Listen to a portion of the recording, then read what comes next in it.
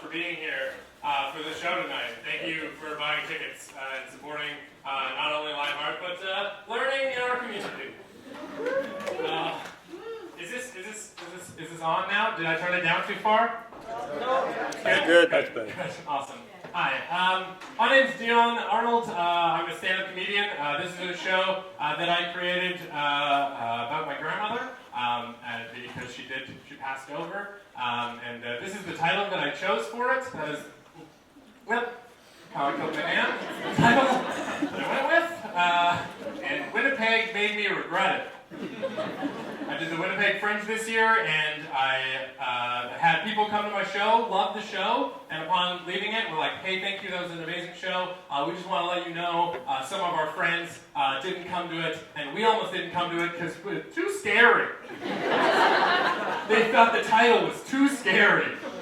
There was people in Winnipeg that thought it was a confession. Yeah, I know. Like, that's not how murder works. You don't get to do it and tour it. The title that I chose, it is that title because my grandmother did pass over. It is about my grandmother. She passed over 2 years ago. She passed over into the hologram realm, where she now lives with Tupac. I get to call her holograms. Yeah, that's a lot of fun grandma jokes, guys. Let's get into it. And that is my theory on the afterlife, by the way. That is my theory. Everyone has their theories on the afterlife. Christians, Catholics, Cthulhus all have their theories on the afterlife. And that is my theory, is that you just get to go live with your favorite rapper.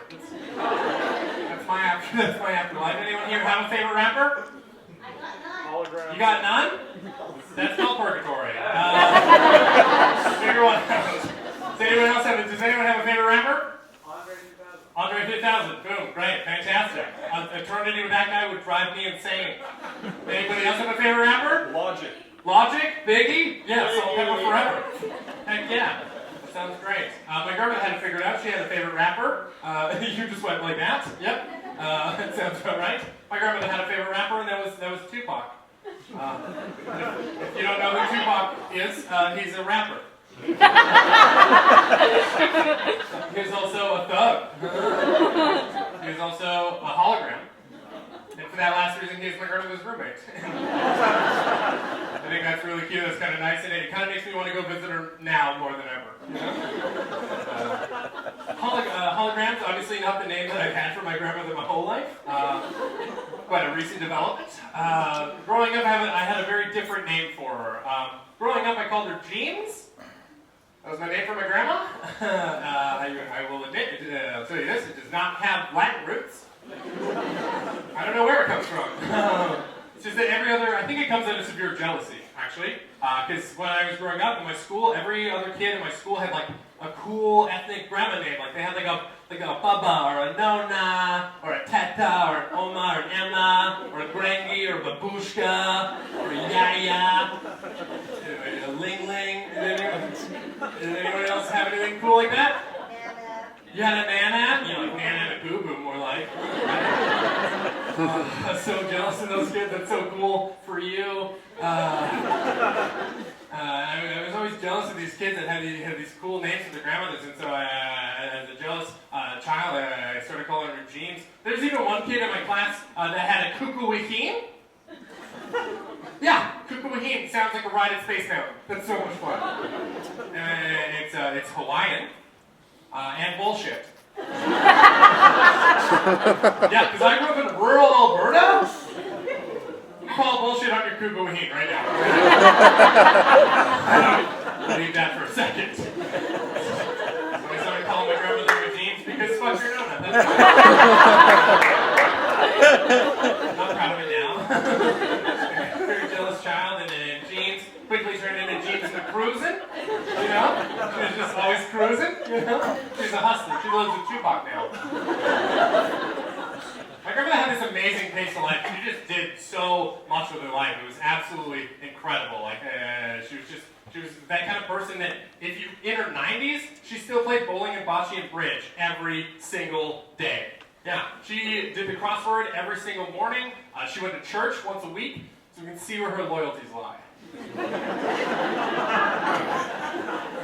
She kept this amazing pace of life that I absolutely just adored, and I loved it so much. And so when she passed over, I ended up getting a tattoo to memorialize not only her, but also her pace of life. Because it actually got to the point where, even in her 90s, I couldn't keep my own grandmother on the phone for more than a minute and a half. Like, I'd call her and be like, "Hi, Grandma, how you doing? What's going on with your day?" And she'd go, "What?" And I go, "Oh, I just called the chat." She'd go, "Cool, call your brother." You were interrupting her life. She's like, "I gotta go to bridge." Click. She would hang up on you. I love that about her. So when she passed, I ended up getting a tattoo to memorialize not only her, but that pace of life. And it also has her catchphrase there. Does anyone else have a grandma that had a catchphrase? Nope. That's the basic cowboy catchphrase, or am I? This is a tattoo of my grandmother riding a bicycle, by the way. That is what I got in order to memorialize Dreams of Cruising. This is just her riding a bicycle. I met her at 72. I never saw her ride a bicycle. And it also has a catchphrase. Her catchphrase rivals maybe one that I've heard on my travels. There was a lady in Edmonton whose grandmother's catchphrase was, "Grandma don't like to wait." That's a boss bitch right there. That should be a mic drop. That's a rap song. My grandmother's catchphrase was very, very similar. My grandmother's catchphrase was, "Anyway." That was her catchphrase in its entirety. She would use it all the time, whether or not it was appropriate. It was amazing. It didn't matter what was being talked about, what was being said. Grandma was over it. You'd be like, "Grandma, I'm going through a divorce right now, and I could just really use your help." And she'd go, "Anyways.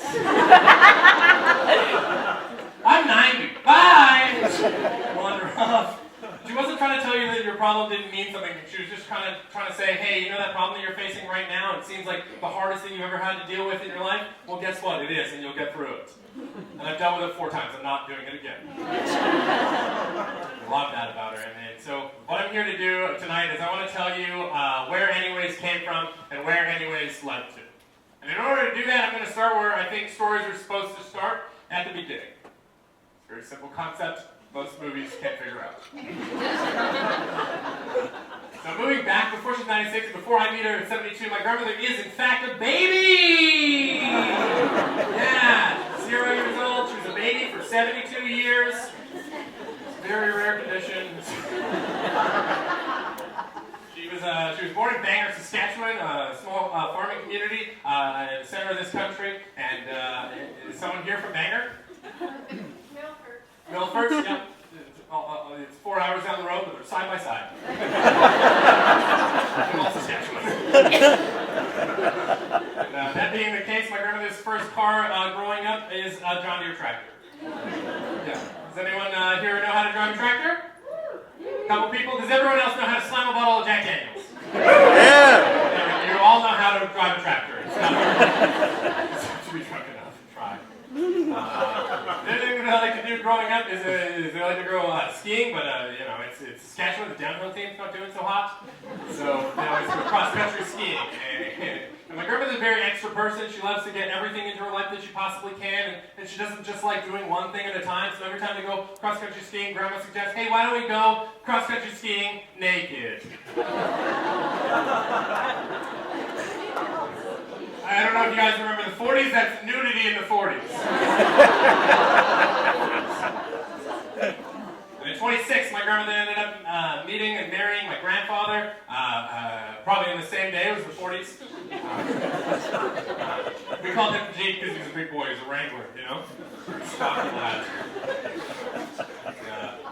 26, they were getting married. Just for a little bit of context, I'm currently 26. And I am here with you at the North Island College, playing to a beautiful 200-person audience in the Mr.Hagan Theater, and I couldn't be more happy, but I just want to show you what different life paths me and my grandmother had. She was getting married at 26, and I'd like to ask you guys this: if the 40s, you're 26, you just got married, what's the first thing you would do?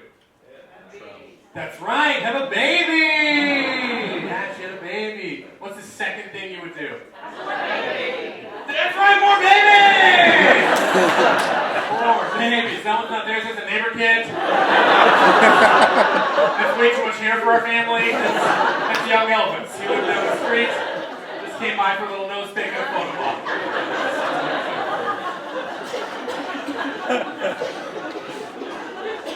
Sometimes when they're like, hey, we have this family, we've created this family, why don't we do something as a family? Why don't we have a vacation? They decide, yeah, let's have a vacation. They pack up the kids, they pack up the car, and they drive to the happiest place on earth.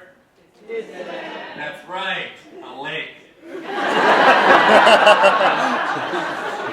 Winnipeg, and that is the happiest place in Winnipeg. It's my grandfather's happiest place in the world. He loves fishing. He just sits there and goes fishing for hours, and the whole family has to sit there and endure him fishing for hours.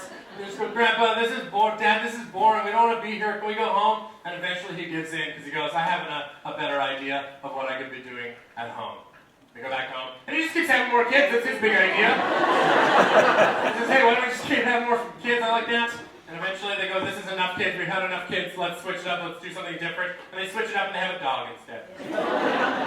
Yeah, my grandmother didn't have a dog. They love that dog. That dog meant so much to the whole family, and which shows in this photograph how much that dog meant to the family, or at least to the photographer. This is not cropped. That's how the photograph was taken. And it is clearly a photograph about a dog.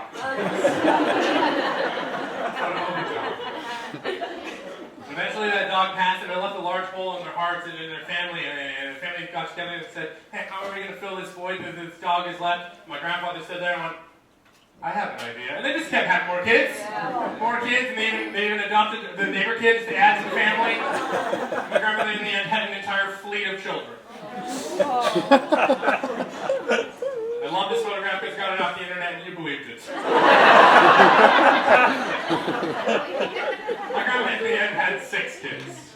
Yeah, still a huge family by today's standards. Back then, she was still considered a slouch by the church for not having more donators. Sorry, disciples. That's confused. And those children's names are John, Sharon, Pete, Callie, Dodie, and Shenta. Now, what I love about their names is that there's actually only one of them that actually goes by his full real name his entire life. The rest of them all have nicknames, legally changed their name, or have stage names growing up. Sharon is her real name, but growing up, she goes by Desiree, she goes by Destiny, she goes by Desire, she goes by Candy, she goes by Honey, she goes by Cinnamon. Okay, it took 6, but we got there. Yeah, she was a stripper, that's right. A very bad person. She also played in an all-girls topless band called 8 of a Kind. There was 4 of them. Such a good joke, Sharon. Such a good joke. My favorite joke in the whole show because I didn't have to write it. Pete is the youngest boy. Pete is named, he's called Pete Puckalini growing up. That's his name growing up. Not his real name, obviously. His real name is Donald Alexander. How do you get Pete out of Donald Alexander? I don't understand that. Never understood that, but he goes by Sandy now, much more appropriate. I love that. Also, Pete Puckalini might be the most Canadian name I've ever heard. It has Puck in it. And their last name is Cutie. Who lets their child change their own last name? Pretty sure he's the neighbor kid. Callie is Caroline. She always goes by Callie though. Sometimes it's Callie with a C, sometimes Callie with a K, sometimes with a Y, sometimes with an I, sometimes with 1 L, sometimes 2 L's, sometimes IE, sometimes just E. I'm not saying she's illiterate, but she can't spell her own fucking name.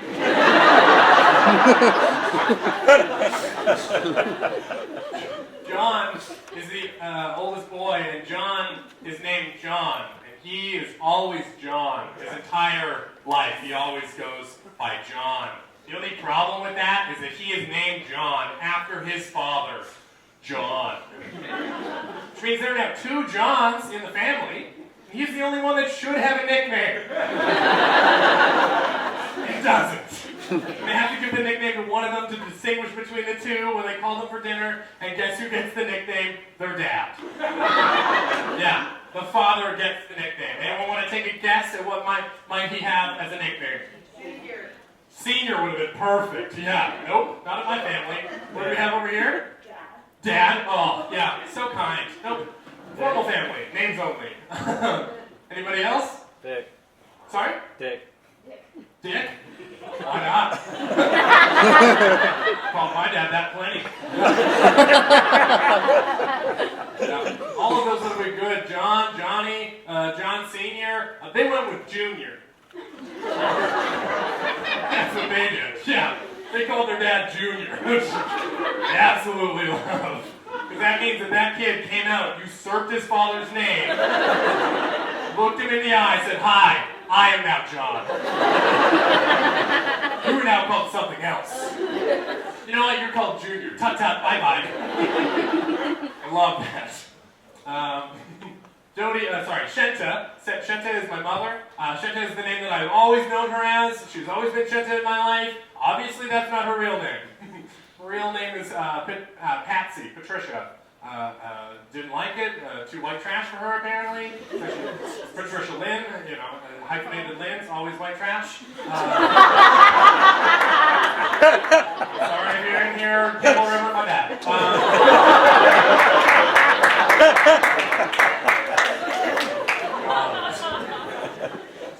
She didn't care for it, decided to change it on a whim, not sure how, maybe astronomy or astrology, or just stared into a bucket of crystals, who knows? It's crystal math.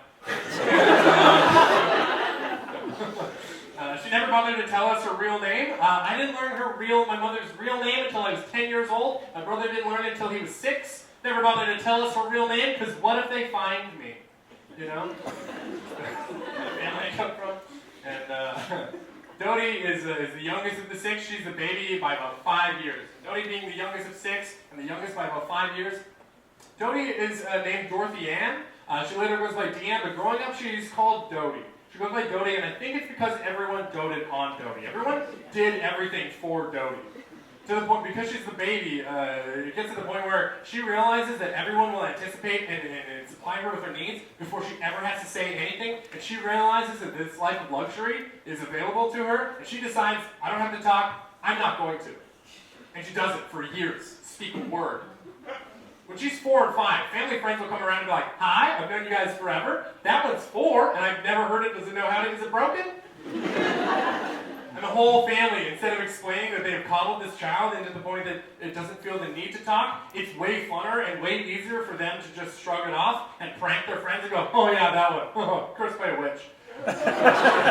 Actually, really terrible story. When she was born, the doctor cut the wrong cord. Anyways, for salad, and this goes on for years. And family friends believe these lies and these stories because this child plays into it so convincingly.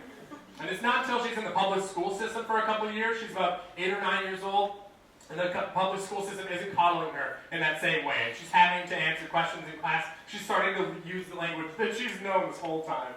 And they're having a family dinner party. There's about 12 guests sitting at this table, Dodie sitting at the end, eating her toast, and she realizes that she didn't just want toast, she wants butter on her toast, and she looks down the table and goes, "Hey, can you please pass the butter?" And about 8 people fall out of their chairs.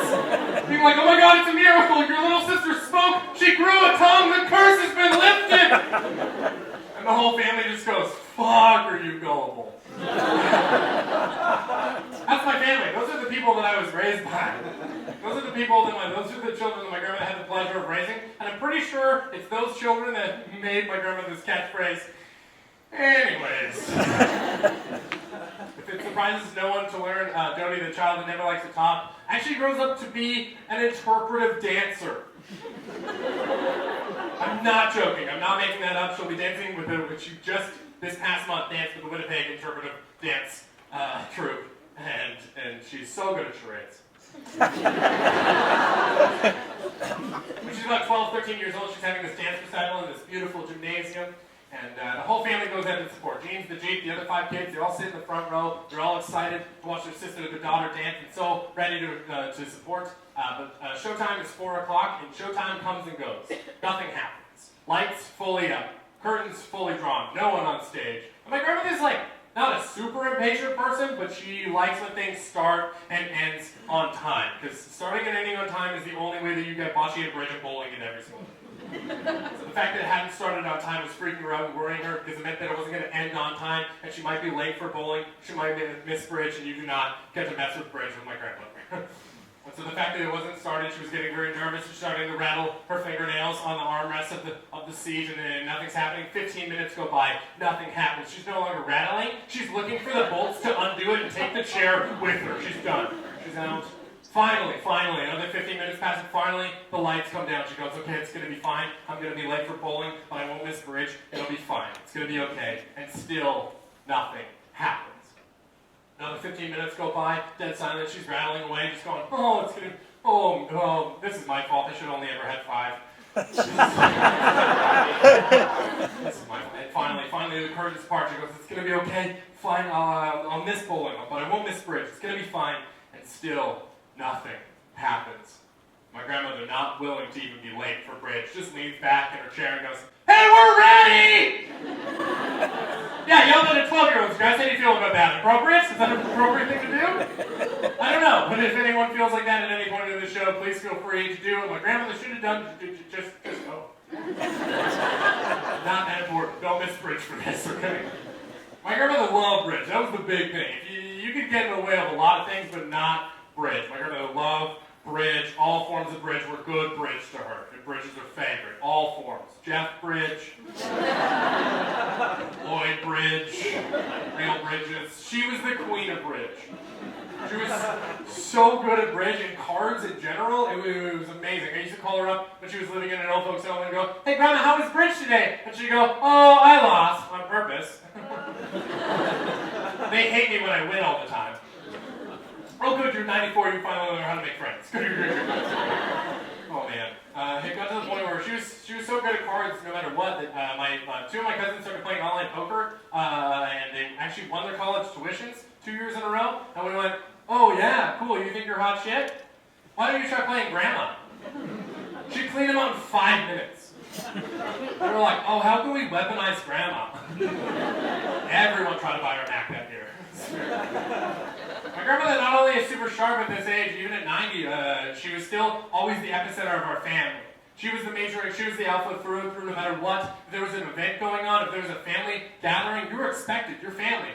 But it's permissible to miss it. Unless Grandma's going to be there. Because one, Grandma's 1,000,000 years old. What's your excuse? 2, Grandma's 1,000,000 years old. You might not see her again. And 3, because my grandmother travels exclusively by horse. Yeah, it's a dirty, rotten lie. That's a 9-year-old woman on a horse, you guys. I had to get that slide in there somehow. And it's always this question of like, hey, this thing's happening. Are you going to be there? And the answer is always inevitably, well, Grandma's going, so I guess I have to. And a couple years ago, I got a phone call from my cousin, Rebecca, to ask, hey, are you going to be at my wedding? And I said, well, Grandma's going, so I guess I have to.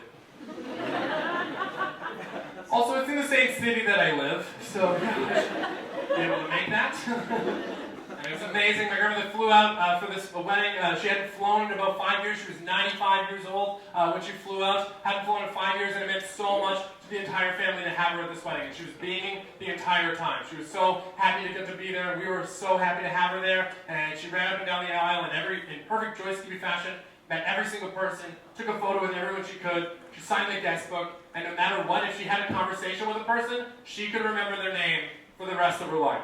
This isn't my temporal lobe does not work like that. I'm terrible with names. I have family here that I don't remember their names.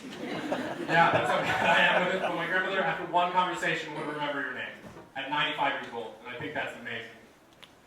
Now, the other thing that happened at this wedding is that I was expected to give a speech. I was not aware of that. I got there, and my cousin was like, hey, you're a performer? So I was like, yeah, cool, a show for 200 people that haven't paid. Great. Not at all. I was super excited, super stoked to say something. The only problem is I had never met the other family. Ever, at all. I had met the groom once, and that was it. And I had no idea what I was going to say, and I got really, really nervous and really panicked. And I got up and I made a very bad, very dumb joke. I'm going to tell it to you guys now. You're not going to laugh. I'm not, like, working on it, okay? It's never going to be funny. I know that. But it's important that you hear it, because I got up and I said, hey everybody, you don't know me, I don't know you, I'm super excited to welcome you into our family. There's just one little hang-up, we have this one little tradition, that if you're going to join our family, in order to join our family, you first have to beat us in a game of Red Rover. It's very dumb, very bad, very terrible joke. The only reason any of you are laughing is because who says that at a wedding? It's terrible, and the only reason that I tell it to you now is because it's important, because the only person that did stand up was my grandmother. Yeah. 95 years old in the front row, just stood up and went, "Bring it on, brittle bones! You want to join my family through these arms?" The whole audience died laughing. I started crying laughing on stage. I was like, "This is perfect. Oh my God. Thank you so much, Grandma. Thank you so much. You saved everything. Oh, thank you so much, Grandma. You saved my whole joke. Thank you so much." And she looked up at me and said, "What?" Anyways, she walked off. I love that about her, because that's just exactly who she was. That's exactly who she is. That person who just had that perfect inane timing to just drop a joke exactly when it's called for, and then to not prattle on too long after that and ruin everything.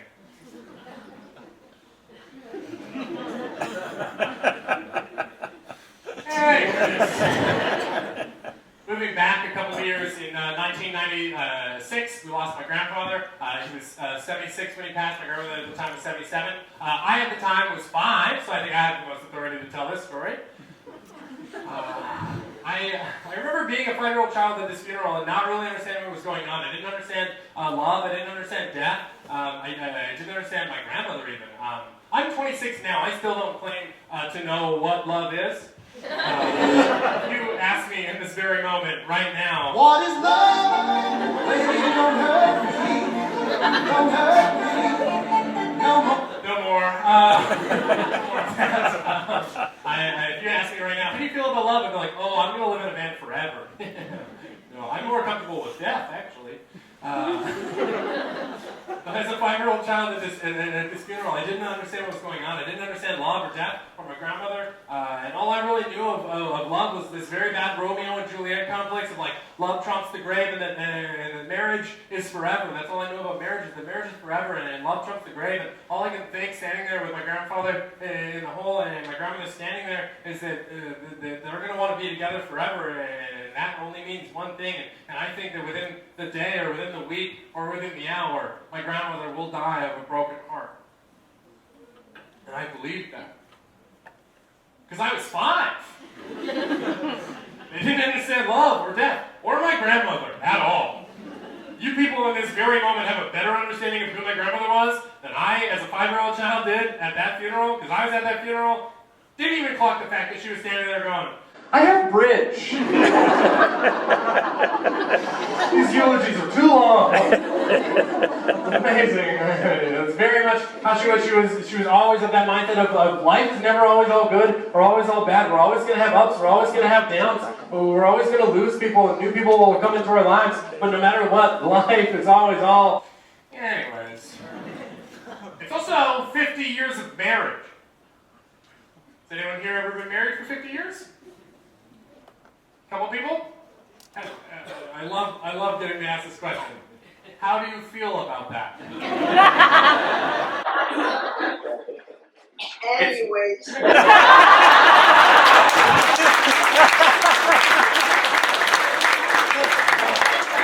My absolute favorite answer. I love that. Move on with the show, please. I'm enjoying where this is going. It's exactly how my grandmother felt. She was like, you know what? He's gone. I can do a whole lot of it. Oh, sweet. I can do whatever I want now. Here we go. No matter what, she still, on top of that, she still had more grandkids coming to the picture every day, you know? She still got to hang out with relatives anytime they called. She still got to be the queen of bridge. So that meant for her, life kept moving on. So she just kept on cruising with her life. And I love that, because it means that I got to have my grandmother into my mid-20s instead of losing her then as a 5-year-old child. And those years meant so much. And I told you guys I've never seen her ride a bicycle. I never have seen her ride a bicycle. I would not lie to you. That is not a bike. That is my grandmother's own wheelchair. Yeah, that's how impatient my grandmother is. You're not pushing fast enough. Move. I'll do it. You take the photo. Well, as you cruised on for another 17 years after he passed, and she made it at 90 years old, and when she got to 90, we were like, wow, you're 90, that's a huge milestone. We had to do something, we had to celebrate. And we're like, yeah, we're going to celebrate. We had this big party. We got about 80 people in her backyard to celebrate her 90th birthday. We're like, she's going to love it. It's going to be awesome. 80 people show up in her backyard. We're like, this is going to be great. She's going to love it. She absolutely hated it. The only person not smiling in that photograph is my grandmother. We bought her 2 cakes. Couldn't pay this woman to be happy on her 90th birthday party. So solemn, we're like, Grandma, there's so many people here, yeah, you're 90, you have to give a toast, you have to say something. She didn't want to, and reluctantly she stood up and she tanked her glass. I'm like, go for it, Grandma. She tanked it again, we're like, you tuning your hearing aids? What's going on? Tanked it the 3rd time, we're like, okay, you're stalling. Come on, Grandma. And this is the speech that my grandmother finally gave 80 people in her backyard for her 90th birthday party. She looked over each and every single one of them and she said, are you all still here? I guess that's my fault. I'm still here. Yeah, that very, very morbid joke. That's what she went with.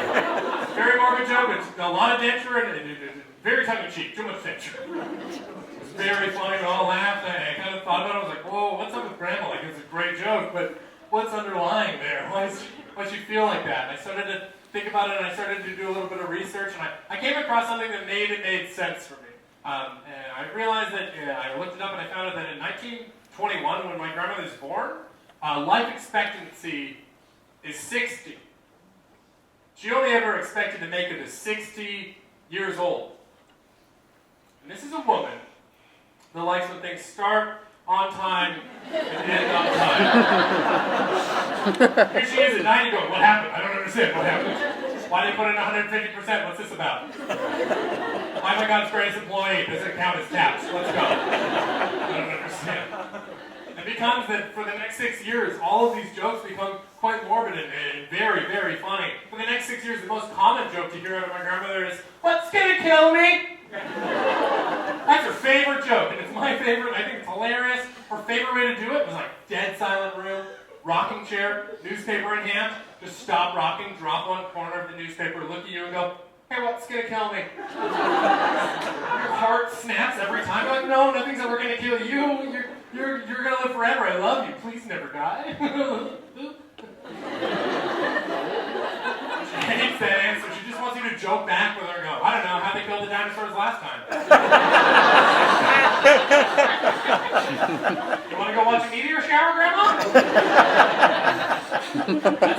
That's jokes became quite morbid because we all joke about what's in our immediate presence, right? If you're a nurse, what do you joke about having to put a catheter in, right? I've heard you joke about it. It's not funny to joke about. It is not funny.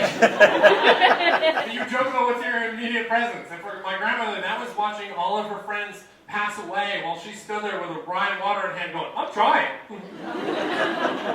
All those jokes went that way for a couple of years. And they were always very funny. And the jokes kind of started to stop when she was about 94. My grandmother was in a very terrible car accident.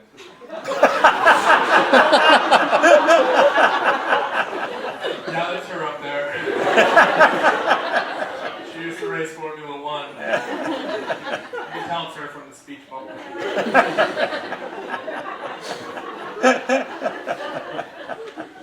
It's crossing Portage Avenue in Winnipeg. It's downtown Winnipeg. It's 6 lanes of traffic. She gets across the first 3 lanes successfully, but on the 4th lane, she's T-boned. It's not her fault, but her car spins out of control, hits a guardrail, flips over, lands upside down, nearly catches on fire. She's fine.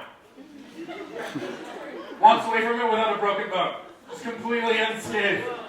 Yeah. And she is pissed. Oh, she's so mad. So mad. Really not even that? Not even this is what's gonna kill me becomes seriously. Can anything kill me? Somebody give me a leotard. I'm clearly a superhero. I think she started to think she was invincible. And at that point, 94 years old, she finally, after that car accident, decided to hand in her license. She said, I don't need my license anymore. Clearly, that's not going to do it. house at the same time. She didn't want a house anymore. She's going to move her to a retirement home. And her hoping that her thinking is that hopefully someone at the retirement home will be sick enough that they can sneeze on me and I'll get to go. Means a lot of restrictions on her freedoms. The quality of life drops off a lot. She doesn't have a car to drive herself around anymore. She has to rely on rides from friends. Thankfully, she still has 80 friends. She's doing okay. And she doesn't have a house to put up friends and family when they come to visit. She just has this one-bedroom apartment in this retirement complex. But this is my grandmother we're talking about. And life is never always all good or always all bad. Life is always all anyways. She just keeps on cruising because she still has more family coming into the picture every day. And she still gets to hang out with relatives anytime they call. And she still gets to be the queen of Britain. So she just keeps on cruising. And the other thing that happens when she moves into this home is that she starts having all of these random falls. She'll just kind of, fall down because she's a million and her body's made out of dust. I'm not trying to body shame the elderly here. I'm 26, I have a bad hip, okay? I'm just trying to say, if you're at that age, you're at that fragility, maybe you should know something about your body, is that you can no longer throw your scarf over your shoulder, okay? Just get a good stance, give it a safe line. Egyptian cotton's too heavy to go on damp. That's what I'm saying. My point with that is that all of these falls are always random. There's no reason that they should be happening. There's no underlying condition that we know about. And the doctors at this point are actually even too afraid to do any kind of testing on her because they're worried that at this point in her fragility, if they poke her in product or test it, they might just kill her. That's what she wants. We can't do that.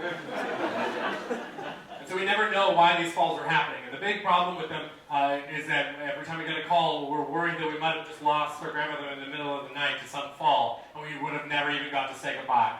And that breaks us up the most, the idea that we wouldn't have even got to say goodbye.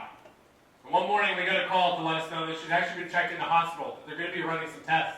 We asked, did she have a fall? And they say, it looks like she did. She says she didn't, but either way, she was throwing up, which is unusual. And so maybe this is escalated or maybe this is something new. Either way, we're going to be running some tests and we will let you know. When they call back to let us know that she is in fact having a brain bleed. Which if you know anything about it, and I bet most of you do, it's a very serious condition. Within the first 8 hours, it can kill you. After that, you're likely to make a full recovery, but in those first 8 hours, there is an imminence of death. We're told this, and we absorb it and go, oh, okay, we might have 8 hours, and we ask again, okay, so what happened? She fell down, hit her head, got a concussion, that led to a brain bleed. That's usually the chronological order to that kind of thing. And they say, actually, this brain bleed is what's been causing her falls the whole time. And we go, oh, wow. So then, how did she get the brain bleed in the first place? And they say, well, she's 95.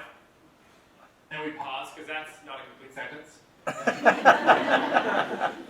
And we ask it again, sorry, how did she get the brain bleed? And they say, well, she's 95. And we say, oh, I'm sorry, I was hoping to talk to a doctor. And they say, I am the doctor. And we go, oh, cool, we were looking for a medical opinion. Not just telling us when her birthday is. And they went, yeah, she's 95. And we went, cool, like a diagnosis of any kind? And they went, yeah, 95. That's the diagnosis. They eventually had to break it down for us, and we were like, I don't understand. And they said, she's 95 years old. She's kind of like an old building with a rusted pipe that has burst. And we said, I'm sorry, did you just call my grandmother an old building? How come you with a rusted pipe, sir? That's her honest diagnosis, is that she's just at that age where her body has started to deteriorate before her mind. We started to realize that this really might be the time that we lose her, and we have this window of opportunity that we could at least get to say goodbye. And so everyone that can rushes out, and I get a call to say, hey, are you going to go see Grandma? And I said, well, Grandma's going, so I guess I We all rush out, we all buy our plane tickets, we all fly out from everywhere that we live, from Vancouver, from Toronto, from Abbotsford, because I don't know if you've ever read about Abbotsford, but it's shit. Any excuse to get out is a good excuse. It'd be like Campbell River. It's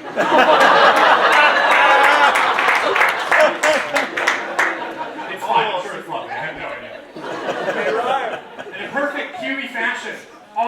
remember to buy our plane tickets, and about 12 of us land en masse, and not one of us has remembered to buy a hotel. It's Thanksgiving weekend in Winnipeg, apparently the busiest weekend in Winnipeg, because there is no vacancy anywhere. We can't get a hotel, a motel, we can't get an RV park to let us put up tents. Not that we tried. But there was just nothing, and we were just so used to living with Grandma in our big house, we hadn't even really thought about it. And then we land, and we have nowhere to stay, and we do the only thing that we can, and we kind of start to laugh about it because it's pretty funny, and we're like, this guy might be fun. And 12 of us move into my grandmother's one-bedroom apartment in a retirement home. And they hate us. One, because there is 12 of us too many. Also, there's not one of us within 30 years of the minimum age requirement required to live there. And it's a bit of a family reunion, you know, so we're like, we're drinking. And she's asked us to sing to her in hospital, so we're like learning all these songs on guitar and singing, and my grandma might die, so like we're drinking. And my Aunt Callie owns a dispensary, so she's just kind of in the alleyway tucking back doobies all day, playing guitar and singing and smoking weed and drinking, and they keep knocking on the door being like, this is not a flop house! We're like, nah, my grandma said we could stay here, it's cool. They hate us, and we don't care that they hate us, because it means that we get to be with our grandmother in her time of need, and we get to spend those 8 hours with her. And it's so important to us, because at the end of those 8 hours, my grandmother is declared stable. She's totally fine, she's gonna make a full recovery. She is pissed! Oh, she's so mad again. She's like, really? Not even this? Not even my own brain? You know I'm a superhero, right? I should be able to think myself dead. We're like, Grandma, this is amazing. You're gonna make full recovery. And she goes, I don't want to. Well, by the way, we took this adorable little retirement complex into an absolute rave party. We go, Grandma, you're gonna make a full recovery. And she goes, I don't want to. I started to remember, like, yeah, you've ran your marathon. You're 30 years overdue. This doesn't make sense. And has anyone here ever ran a marathon? No, why would you?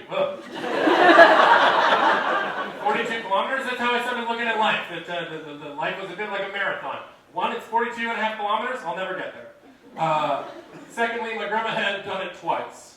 I started to think about that, like she ran like back-to-back marathons. She got to 85 years old. It'd be like running two back-to-back marathons, 85 years old, and here we are going, come on, Grandma, you got a third one in ya?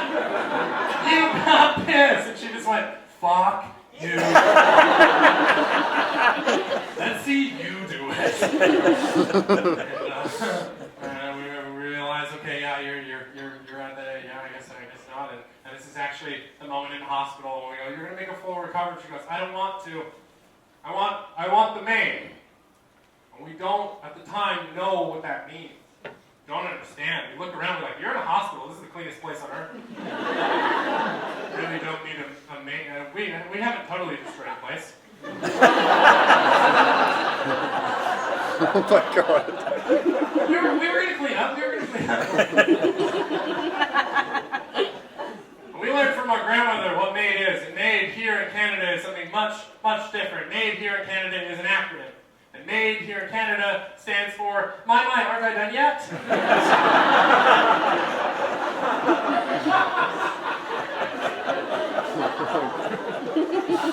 Right? Not going to believe that? MAID stands for Medical Assistance in Dying, or Medical Assistance in Death. It's also known as Death with Dignity, and it is a program that we had as of 2015. Legislation was passed. In 2016, it became available, and in 2017, my grandma got to request this program. And it is a beautiful program that I have so much respect for now that I know more about it. There's so many great checks and balances, and it does so much for people, giving them choice at end of life. I will condemn it for one reason and one reason only, and that is the name, the title. MAID is a terrible name. For something that is effectively medically assisted voluntary euthanasia, MAID is just a bad name. I just want to warn you that the next time you go to order a MAID, you check the fine print. They might try to clean up your whole life. You know? Other than that, it's a beautiful program. And like I said, there's so many great checks and balances. One, you have to be terminally ill or at least seemingly close to the end. You can't just like be a young person that likes emo music. Okay? You don't just like be like, I love AFI, and then get to go. Nope. You also have to be the person that's going to be taking it to be the one to sign up for it. Yeah, that's right. You don't just get to arbitrarily start signing up your buddies. Oh, I see a way to be the oldest in the family. Nope. A bunch of those great checks and balances to the MAID program, which is what we're going to be talking about for the rest of the night. That's something super different. That's the MAID in the mist. Yeah, that's actually the old protocol.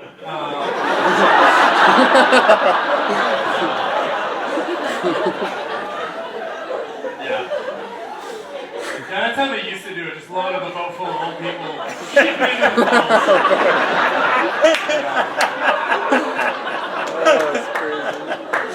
Before the ride, you get a poncho. Doubles as a body bag.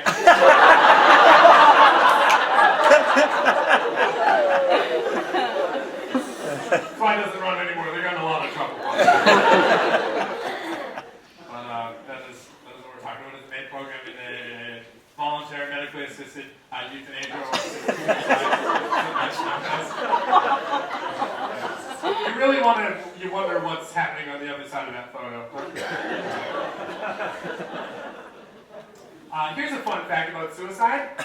You never hear those words. Does anyone here know when suicide in Canada was decriminalized? 1972. Yeah.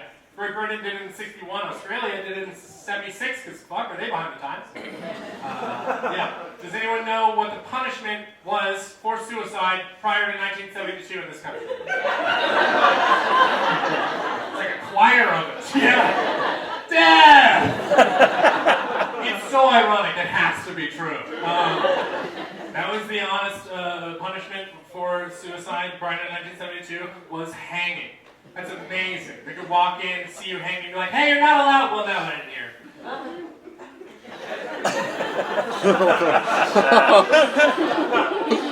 All I'm saying is that is the original assisted suicide. Oh yeah, it's a sad joke. But that is how far we've come. At least it's not like that anymore. Every time I talk about MAID or assisted suicide or anything to do with the subject, and I bring it up a lot, I'm not popular at parties. Someone will always say the same thing. There's always one person willing to jump in and say, yes, that's good for dogs. Every single time someone goes, yeah, that's good for dogs. Dogs get old, their hips start to hurt. I go, I'm 26, my hips already hurt. Like, you know, I had to put my dog down at 13. I'm like, yep, that's 96 years in human years. That's how old my grandma was. And they go, no, you can't do the same for people. It's okay to do it for a dog. You know, they get old, they hurt. They can't speak for themselves. I'm like, that's exactly the reason why we shouldn't be doing that. How can you arbitrarily choose for another living being, but you won't let yourself choose for yourself? That's an argument that I've never come to understand, and it happened in Australia all the time. Australians would go, you know, you're advocating death, and I go, you know, you missed the point. I'm not advocating for death. I'm advocating for your choice to choose, if you so want to. Here's the amazing part about choice. You can still say no. There are options, and someone always goes, it's good for dogs, but not for humans, and I don't understand why. I go, why not for my grandmother? What's wrong with that? And they go, there's more you could do for people. Have you tried anything else? Have you tried stringing it up like a marionette puppet? Have you tried that? Have you tried maybe putting your head in a jar of water? Have you tried that? And I go, absolutely not will I do that because I love my grandmother. And that is the reason that we were so happy that she had this choice. She was so excited to make this choice. For a couple of reasons. One, my grandmother was a palliative care nurse in her 40s, so the fact that the medical community had this, she was so proud of her medical community for having this, she was so proud of her country for having it, and the choice meant that she wouldn't be in pain anymore. She was so excited by that. And so when she got to ask, hey, I would like to take the MAID program, we immediately, as a family, stood behind her and said, yes, absolutely, if that's something that you want, then we will figure it out. One, because that's what unconditional love means. is that you will be okay with someone's choices even when they impact you negatively. We were going to miss her like crazy, but if that meant that this is what our grandmother wanted, if this is what was going to make her happy, then absolutely we'll stand behind that. And so we started going through it, and we started to figure it all out, and go through all the paperwork and all the red tape, and there is a lot of that. And we even had to find a different doctor. Her own doctor wouldn't do it because he had religious ties. Churches are cool. 40 years of being her doctor wouldn't touch it. We had to find a different doctor, and we eventually did find one in a back alley, in a garage somewhere. Did it for cardboards. It was really cheap. Well, free healthcare, you know? And we eventually found one, and we thought, you know what? The second reason that this is great is because this way at least we get to say goodbye. We don't have one of those moments where we lose her to a fall in the middle of the night. At least this way we'll get to say goodbye. So everyone who hasn't flown out, it's okay, I'm just going to keep ignoring that your phone's going off. It's totally fine. So everyone who hasn't flown out gets a call to say, hey, are you going to come see Grandma? And they said, well, Grandma's really going this time. Yeah, we're going to be there. And everyone who hasn't flown out flies out because we realize we get to take our time and we get to say a proper goodbye. We get to have all those little last moments that we don't have to regret missing. So we get to go through it and we start going through old photo books and old family memories. And this is my grandmother down at the lake on one of those fishing trips when she's younger. She's about 42 in this photograph. This is my grandmother down at the lake on one of those same fishing trips. She's about 45 in this photograph. 6 kids. Yes. 6 kids. It will age you. This is my grandmother with my mother, Shenta, and my 2 brothers, Daniel and Liam, and my fat-faced little cousin, Jeff. This is my grandmother with her oldest son, John Sr.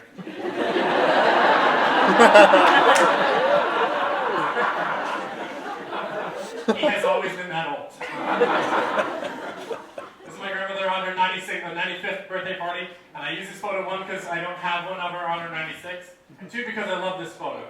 And she did make it in 96. It's not that she didn't. She did make it in 96, but she was lying in hospital. It wasn't a very flattering photograph. And it's actually on her 96th birthday party that we're in the hospital room with her, and we're waiting to hear back word from the MAID program. And we're trying to celebrate. We're trying to keep her spirits up. You know, she's 96. And we're trying to make it a party, but it's the 90th all over again. She's in no mood to have this. She's very sullen. We're like, Grandma, this is amazing. You're 96. Do you want to celebrate a little bit? Sure. Her mood is very, very low. We're like, 96, Grandma. That's amazing. Did you ever think you'd make it in 96? And finally she perks up and goes, I thought 69, maybe. Yeah, we're like, weird time for a weird sex joke, Grandma.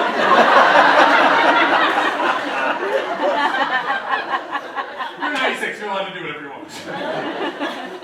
On her 96th birthday party, that we end up getting word back from the MAID program. We find out that she is, in fact, eligible.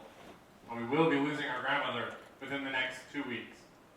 And it's a very, very difficult moment. It's a very dampening mood to throw on that celebration, on that party, for us. For her, she could have been more excited. She literally, threw her hands, was like, best birthday present ever! And we all went, oh yeah, that's what you wanted. We couldn't find it on shelves anywhere. We started taking back all of her gifts that we got her, because we're like, oh, she's not going to have time for it now anyway. But it's true that this moment gives her so much joy. This choice gives her so much joy. This pride in her country gives her so much joy. And this escape from the pain that she deals with daily at this point is so awakening for her. She gets so excited. She decides for the next 2 weeks of her life, the last 2 weeks of her life, she's going to get into her life as much comedy as she possibly can. No, she did not ask me to do stand-up. She saw me at the wedding. My grandmother was very, very funny. And this is the joke that she decided to start every single morning with for the next 2 weeks. There's a sign in Grace Journal Hospital on the wall in her hospital room that says, checkout time at this hospital is 10 a.m. Which was not put there by my grandmother, it was put there by the hospital, making it even more ridiculous. Because at the hospital, checkout time should be whenever you fix me. Instead it just says, hey, are you still bleeding? Cool, well it's 10. Get a taxi. The hospital's full. And every single morning my grandmother wakes up, she looks at the sign, she looks at the clock, and if it says 10 a.m., she'll point at the sign, she'll point at the clock, and she'll look at you and just go, where are they? Every morning that's how we start. Where are they? You just have to joke back with an 11, 12, 1, oh, Grandma, you're over your time. Oh, Grandma, you're over your time. She go, haha, good one. No, seriously, kill me. So funny. She's always doing this. Her other favorite joke is every single new person to come into the room, if they've never been there before, her favorite thing to do to mess with them is to sit up in bed and go, is it you? As if you're the doctor now. And one day, it's a janitor that walks in, and she sits up and goes, is it you? And we go, Grandma, that's a janitor. He doesn't know what's going on here at all. That's a different kind of maid entirely. There's no context here, Grandma. Why don't you leave that nice man alone? And her answer to that is to go, he has strong hands. Yeah. That's a smothering joke my 96-year-old grandmother made. And then she threw him a pillow. Every single day just goes like this. Every single day becomes this bittersweet thing where we get handed bad news and we feel really low, and then we're immediately brought back up by our grandmother's attitude towards that bad news makes it positive again. We'll get word back from the NAID program in just a couple days after her 96th birthday to find out that they're actually going to bump up her time. That she doesn't have to wait the full 10-day waiting period. And the reasoning for being allowed to do that, and I quote, they were worried she wasn't going to make it.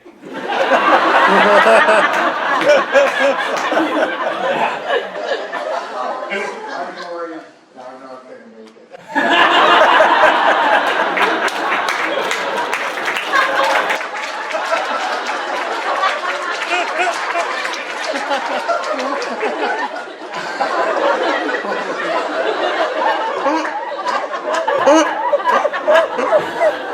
Let's all check when he comes back.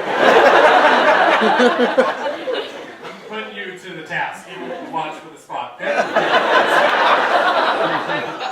was perfectly timed. That's Uncle John, by the way. See, that's John Senior. Yeah. Oh, that's great.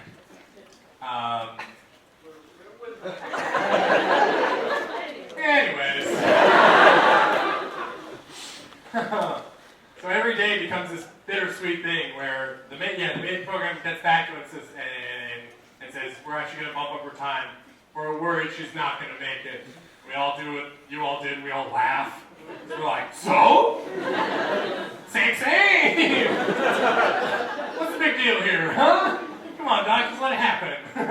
But their reasoning for it, which is very good, is that if she gets to the day and she can't consent on the day, they're not allowed to go through with it. That's another checks and balance that should be in place, that on the day they have to consent one more time to make sure that this is still what they want. And if they can't do that, then they can't do it. And they're worried that she won't be able to consent on the day, which means that she would then have to go on her own terms, potentially over a great period of time, potentially very painfully. And they want to alleviate it, they don't want that to happen.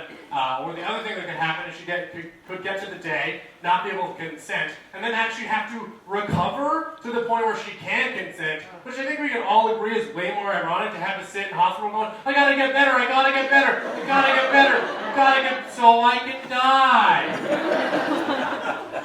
So in order to alleviate that, they bump up her time, and it means that we have 7 days with her that we lose, and it's very difficult to lose those days that we thought we had with her, and then we're brought right back up by her attitude when we go, Grandma, can you wait 3 more days? And she goes, if I have to.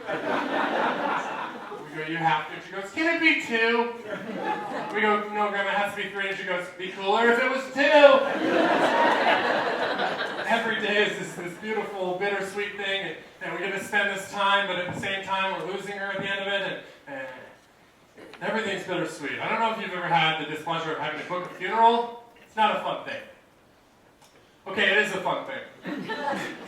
If the person's not dead yet, it's quite fun to call up a funeral director and be like, hi, we need a funeral for Sunday. And they go, and the deceased is? And you go, not deceased. They have a lot of questions. Yeah. Mostly, what? What do you mean? We're like, oh no, they will be dead on Saturday. They're like, well, why do you know that? We go, oh, we have it arranged. Click. It took 5 funeral homes for them to stop being funny. It was a beautiful thing because it meant that my grandmother got to plan her funeral with us. She got to pick out the flowers. She got to pick out the music. She got to call everyone on the RSVP list. You go, hey, thanks so much for coming to my funeral. It means a lot to me that you're going to be there. It almost makes me wish I was going to be there. She gets to call everyone that has an RSVP and just go, you're not going to be at my funeral? Maybe say your kids for 10 years, you better be at my funeral. They were there, you guys. They made it. Beautiful time to have with her, and every single day went like this. And when the day finally came, which are her words, not mine, and it was planned for Saturday morning at 10 a.m., obviously it was 10 a.m. The hospital was full. And I remember sitting with her, and when she woke up at 9 o'clock, she was so excited. She threw her hands and went, 1 more hour! 1 more hour! 1 more hour! Only it was 9 p.m. The day before. It was Friday night at 9 p.m. And I had to go, no. Grandma, you have to live for 13 more hours. I have never had my grandmother that mad at me in my life. I was like, 13 more hours, and she just crossed me out of the will. At this point, 13 more hours was a life sentence. She was so mad at me. 13 more hours. She fell back asleep so hard I thought she died. 13 more hours, Grandma. What? Straight into a grave. I just sat up with Ryan Water, which is her drinking, and sitting with her and thinking about everything that I was going to want to say before she left the next day. I fell asleep around 4 or 5 in the morning, and I woke up at 8 when the whole family started to gather. That's what we had decided. We were going to spend the last 2 hours and then say our final goodbyes, and that would be how it would go. And at 8 a.m., the whole family piled in. About 18 people came into the hospital room, and Grandma woke up. And we said, hi, Grandma. She didn't say anything to anybody. She just looked at the side and looked at the clock. But it didn't say time, so she went, anyways. She went back to sleep. And at 9 a.m., we started to practice Danny Boy, which is the song that she had asked us to sing to her as she left. It's a beautiful, beautiful song, and we nailed it in the rehearsal. So we hope that she woke up and heard a little bit of it. She did wake up. We said, hi, Grandma. She didn't say anything to us at all. She just looked at the sign and looked at the clock, but it didn't say time yet, so she just went back to sleep. And at 10 a.m., she woke up. She looked at the sign, and she looked at the clock. We said, hi, Grandma. She didn't say anything. Just sign, clock, and it said time, so she pointed at the sign, pointed at the clock, and just as she went to look at us and say, where are they? The doctors started walking through the door. We said, hi, Grandma. Hi. She said, bye! We said, no, Grandma. We said, hi. We said, hi, Grandma. She said, hi, bye. We said, at least we get to say goodbye. So let's do it. Thank you, Grandma. Thank you so much for everything that you've ever done for us. Thank you so much for all of the hard choices that you've made in your life. Thank you for raising such good kids and instilling such good morals in all of us. I love you so much. I'm going to miss you. Thank you for everything. Thank you for all of the humor that you've given us throughout your life and all the sacrifices that you made for us. Thank you for your choice that you made. I love that you're making this choice and giving us the opportunity to say goodbye. It's amazing. It's beautiful. And I don't even know if I'd be strong enough to go through with this or even for me to watch my own mother go through this program. I love you so much. I'm going to miss you so much, Grandma. Thank you for everything. The entire time that we were saying this, she was just furiously pointing at the sign of the clock on the wall. She's guiding in her own plane on the runway. Right here we go. We're like, what are you late for? What bridge game is going on up there right now? She's just pointing at the sign of the clock. We're like, I love you. I'm going to miss you so much. And the entire time that all of us are saying this, she's just pointing. We're pointing. We're like, I love you. I'm going to miss you. Just one more minute. Just let me see one more thing. She's just pointing. And finally, she leans back in her hospital bed. She looks at the doctors and just goes, hey, we're ready! We're ready too, Grandma. We're ready too. And at that point, we get kicked out of the hospital room. They have to gain consent from the patient one-on-one to make sure that this has been their choice, another checks and balance to make sure that this has been their choice and there's no one been influencing them into doing this. We get kicked out into the hallway, and we're listening from the hallway, and we hear them ask, Joyce, they call her Joyce, not James, because they're medical professionals.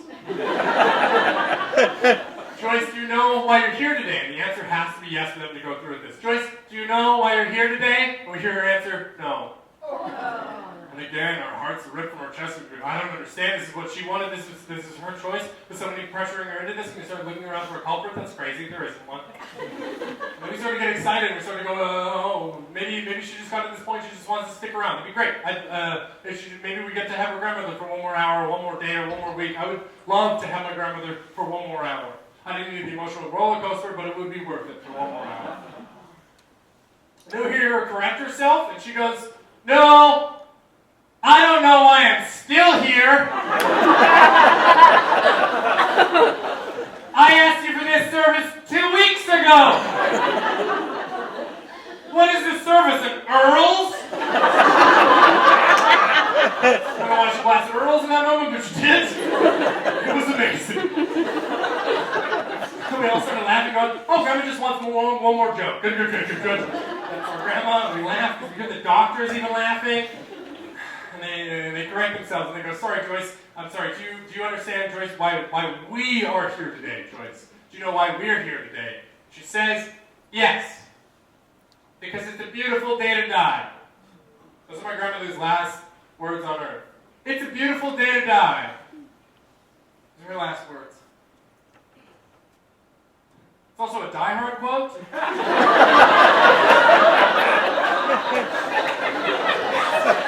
Any of you realize that? Direct quote from Die Hard. It is very easy to let someone go and their last words are Yippee-ki-yay! You seem ready, Bruce. Okay. That moment. We get let back into the hospital room, and just another note on last words, because you got to make them count. And if anyone here has anything that they'd like to share with me after the show, I'd love to hear them. I had a lady last year in Cumberland come out, and after the show, she said, I want to tell you my husband's last words because they were beautiful. He actually got to take the same program a year prior, and after 40 years of marriage, he lay on his deathbed holding my hand, and just before he passed, his last words to me, looked me dead in the eyes. After 40 years of marriage, his last words were, I'm going to sleep better than you tonight.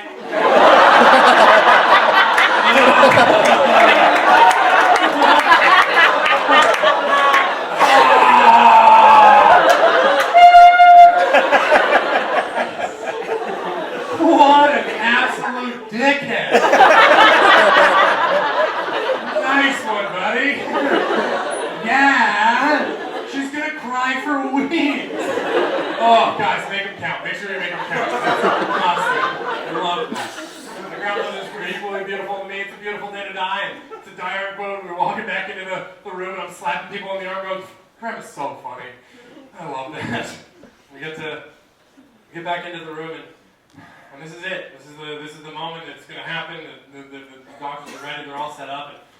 And at this point, we have to say that last goodbye, and we all get to take her hand. Not all. There's 15 of us or 18 of us. We don't all get to take her hand. Some of us at this point are just clutching loose skin, to be honest.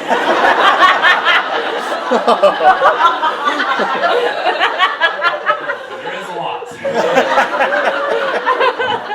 We all get a piece because we're not really sure what happens next. Like, I don't know, maybe she's a spaceship, maybe we teleport, maybe we all go. I don't know. I'll grab a piece and we all say, I love you, I'm going to miss you. I get to take her hand, I get to say one last thing first. I get to take her hand and say, Grandma, do you remember, what's going to kill me? Do you remember that joke, Grandma? What's going to kill me? That always killed me, Grandma. I always thought that was so funny. That was always my favorite joke. That always killed me. What's going to kill me? That's so funny. My grandma took her hand as she always did. She looked at me, she shrugged her hand, looked me dead in the eyes and said, guess it's gotta be me, huh? What a savage joke! It's so good, like, hey, I'm dying next, but here's one more sick joke just for you, kid. I laughed so hard, I was like, thank you so much, Grandma, that was perfect. I just melted, I was like, thank you so much, I love you, I'm gonna miss you so much. I get back to my piece.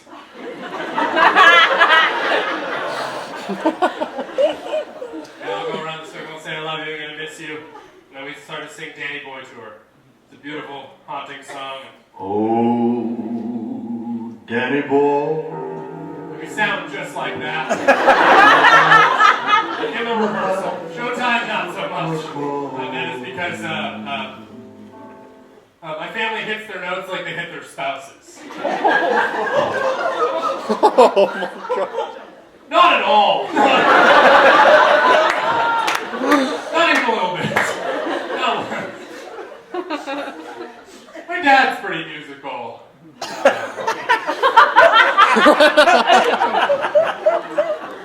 We're gonna get him a maid, clean that right up. But with that, the needle starts to pass, and Danny Boy fades into utter sobs, and we all let go, and we get to say goodbye, and my grandmother gets to pass peacefully. Happy? Surrounded by our family. We got to be there and we got to say goodbye. And that meant a lot to all of us.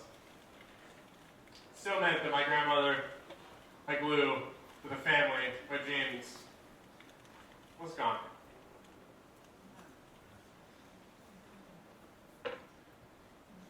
She was 96 years old and she loved Rhine water. She was gone.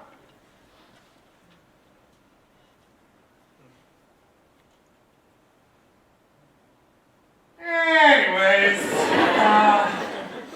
thank you all so much for listening.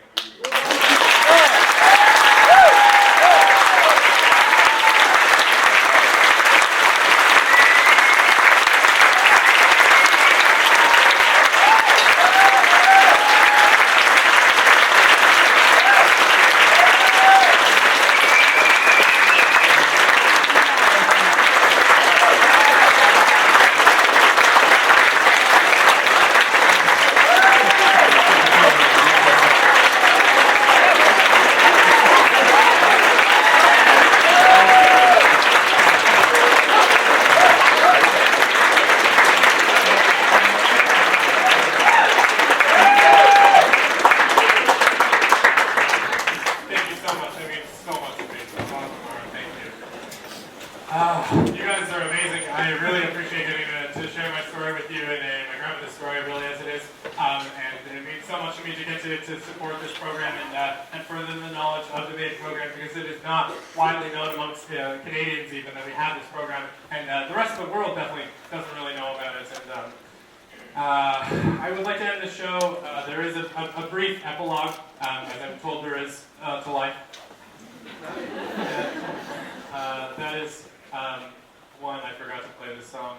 How many brothers fell?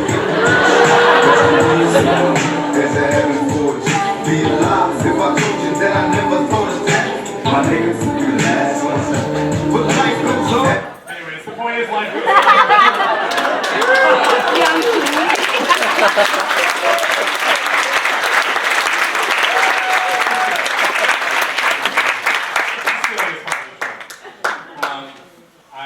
I like to end the show with a dedication.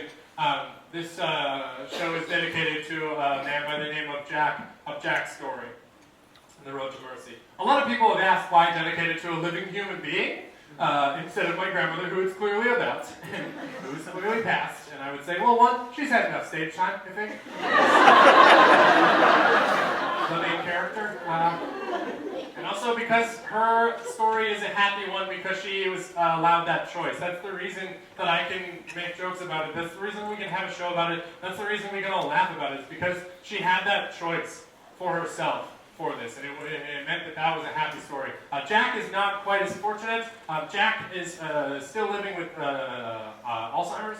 And I would like to ask you this question. He's asked in the program several times. He's been denied every single time. And I would like to ask all of you right now in this show tonight, if you were given the choice between a degenerative brain disease such as Alzheimer's and dementia, where you basically whittle away into insanity, and typically the cause of death is that your own body forgets how to swallow, would you go that route, or given the opportunity of this program, would you take this program by a round of applause?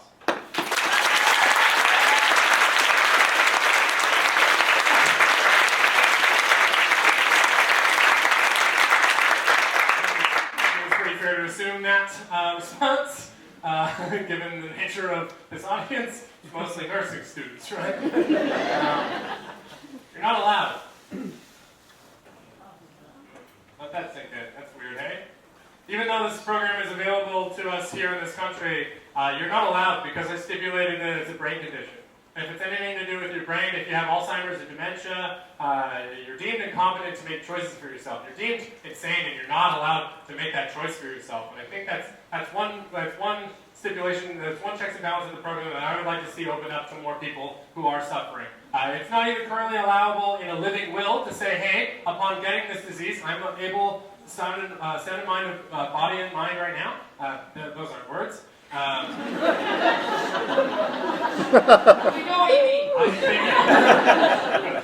of sound mind and body right now, and I would like to say that upon getting this disease where I have to go insane, I'd like to not have to go insane, please. That seems pretty sane to say, but you're not allowed to make that choice. And that is one stipulation that I would like to see open up to more people. Jack is currently living with Alzheimer's, and he's still not allowed the program. He's asked for the program several times, he's been denied every single time. And I'd just like to ask you guys, but if you feel the same way, if you'd like to see that open up to more people, or at least have it put in a living will that says, hey, upon getting this disease, I don't want to have to go through with it. I'd like you to just think about this story, at least if you see a local member of parliament or government, and you're able to think about it, and think about the difference between my grandmother's choice giving me so much joy and so much happiness at the end of her life, and Jack feeling so stuck, not being able to have the same basic freedom. I'd just like you to do something, to write to your MP, or at least if you see a member of parliament, just give them the space. If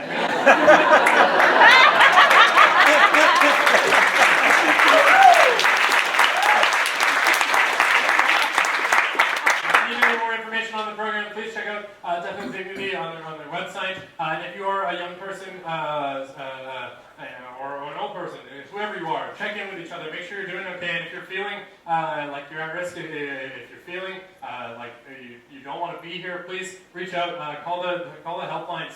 There are people that you do matter, and please reach out and talk to somebody. They can give you so much advice and suggestions on like blues, jazz, R&B. More out there available to you.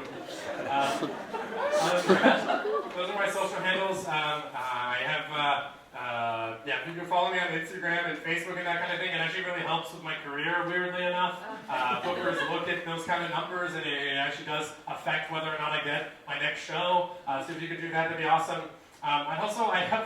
Usually I tour festivals, and when you're touring at a festival, you have a lot of friends that are also doing shows, and I like to shout out those shows at the end of my show in order to get my audience to go see their show, because I think their show is also equally great. I don't have that here because I'm not at a festival, so I have something else that I'd like to do, and that is that I would like to shout out all of my family. All of my family has like weird, amazing, creative talents, and most of them are in the room tonight, and so I'd like to give them some shout-outs. One, my Uncle John, John Sr., has written a book about his struggle with tongue cancer. It's called No Quit in Me, and it's a fantastic book. And it's actually going to be available in the lobby at the end of the show, because I am a shameless promoter of even my family. My mother also has written a book of poems and poetry from throughout her life. It's called Whispers in the Wind. And it has artwork, it features artwork that I think I actually drew. She says it was her, but I think it might have been mine. No, it's hers, it's much nicer. So that is also available in the lobby for sale. My parents also have an album out. They play music. I come from a real artsy family. That's also available in the lobby. You can buy their CD. My cousin Kirsten is in from Toronto. Yeah, this goes on for a while. My cousin Kirsten has a monthly subscription to her art newsletter called Paper Mass, Papirmass. That is a monthly subscription that is mailed out to you. It's writing from other artists and visual art as well. And it's an amazing thing that you can just have art sent to your home. So you can sign up for that. If you need anything filmed or photographed, my cousin Oh, sing it.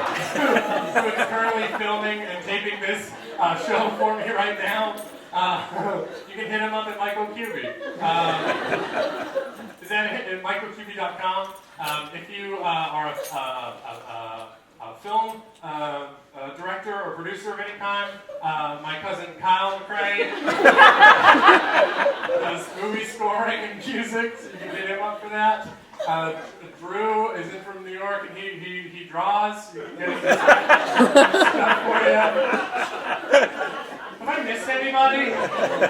Well, Lorna does film. So basically, if you want to join the arts, just come talk to anyone in my family. My brother runs Alley Theater.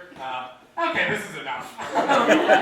Yeah, I'm just trying to say how fortunate I've been to have such a supportive and amazing family, and thank you all for coming out.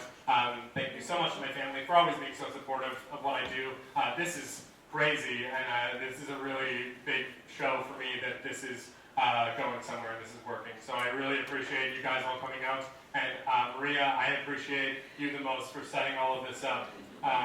Everybody, thank you so much for having me.